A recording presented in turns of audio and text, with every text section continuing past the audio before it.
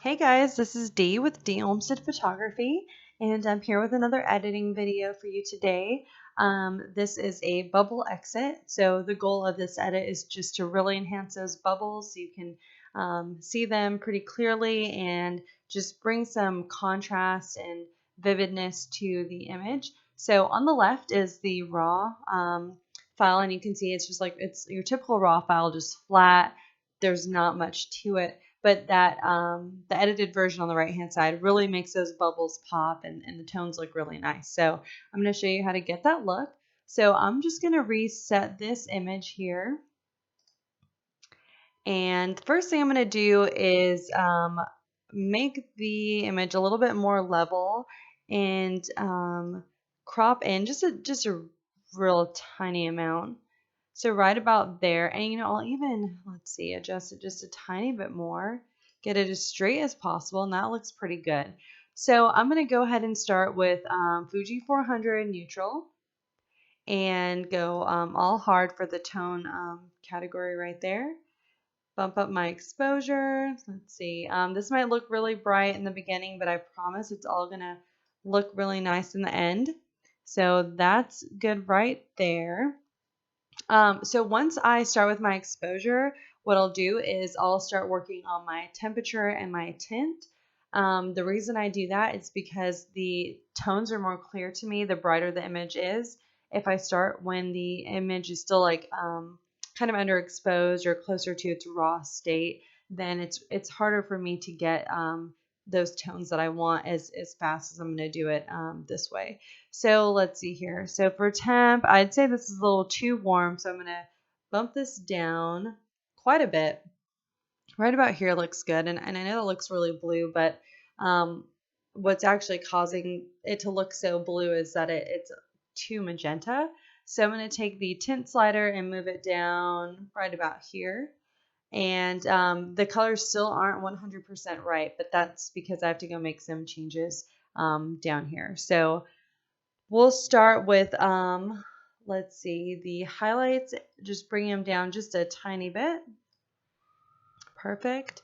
And then what I'm really noticing is that the image is uneven. And what I mean by that is down here you can see that the dress and his pants are underexposed or less exposed than the top of the image. It's a little bit warmer and possibly a little bit more green than the rest of the image. So I want to just go ahead and fix that right away. So I'm going to use the graduated filter here. And I'll start it right about, right about there. Let's see, I'm going to drag it back down and just hover over it so I can see where the changes will be applied. That looks good right there. So I'm going to bump the exposure. I'm going to take the temperature down quite a bit. Let's see, maybe even a little bit more. Right there looks good. And then I'm going to bring the tint to the magenta side. That looks great. All right, so now more of the tones match, so I'm happy with this.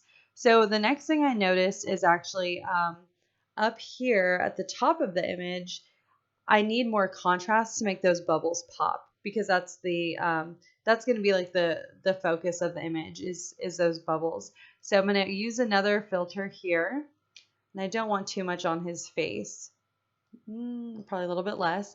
And I'm going to use my favorite slider ever, which is the blacks, for adding contrast. And I'm really going to bring that down. And you can see the bubbles just pop immediately. And I haven't enhanced their color or anything like that. So that worked out perfect. I'll hit done. And then I'm going to come down here and push my aqua color all the way to 100 and even bring out a little bit more of the blues. So now my bubbles are really really vibrant. So that looks good. Another thing I'm going to do here is just kind of warm up these skin tones a little bit by, let's see, going back to the saturation, and for orange, just bringing it up a tiny bit. So right about there looks good to me. And then what I'm going to do next is, let's see, change my greens. I want it to be a tiny bit more saturated, and I want to change the hue, so it's a little bit more on the blue side. So that looks pretty good. And honestly, that's all I would do for this image. I would leave it just like it is. I think the client will be super happy with this. Here's a before and after. So you can see we really took it up a notch, really made those bubbles super obvious. And what's nice about this is I can just go ahead and sync all my other bubble exit images with this, and they'll look just as good, and really just build this cohesive, vibrant exit that I think my client's gonna really love. So I hope you enjoyed this video. If you want to see more edits or like more complicated edits, just let me know. I really enjoy putting these together. So go ahead and give it a thumbs up if you want to see more, and I'll catch you guys later. Thanks. Bye.